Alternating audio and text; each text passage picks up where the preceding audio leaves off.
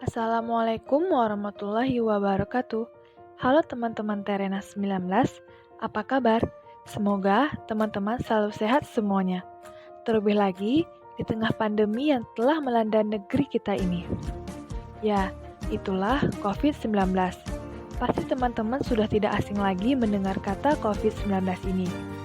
COVID-19 atau Coronavirus Disease 19 merupakan penyakit menular yang disebabkan oleh virus SARS-CoV-2 yang menyerang sistem pernapasan.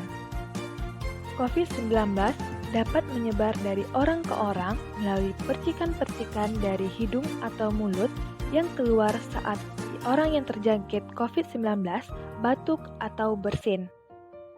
Maka dari itu, penting untuk kita dalam memperhatikan etika batuk dan bersin yang selama ini sering kita sepelekan.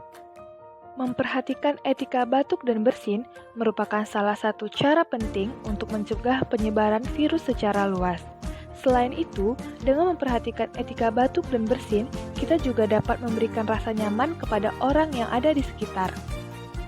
Berikut ini adalah 6 langkah etika batuk dan bersin menurut World Health Organization. Yang pertama, tutup mulut dan hidung dengan tisu saat kita ingin batuk atau bersin. Yang kedua, jika kita tidak memiliki tisu, gunakan lengan atas atau siku untuk menutupi saat batuk dan bersin. Ketiga, hindari menutup mulut atau hidung saat kita ingin bersin dengan tangan. Yang keempat, buang tisu bekas batuk dan bersin tadi langsung ke tempat sampah.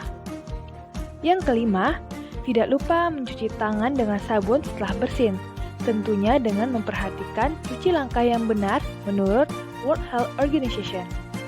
Menjaga kebersihan tangan adalah salah satu cara untuk menghindari sakit dan menyebarkan kuman pada orang lain. Yang keenam, jika sabun dan air tidak tersedia, gunakan pembersih tangan yang mengandung alkohol setidaknya 60% untuk membersihkan tangan dari virus dan kuman. Nah, teman-teman, itu tadi etika batuk dan bersin yang benar menurut World Health Organization. Mari kita terapkan etika batuk dan bersin yang benar ini untuk mencegah penyebaran virus corona. Walaupun hanya sederhana, namun maknanya sangat besar.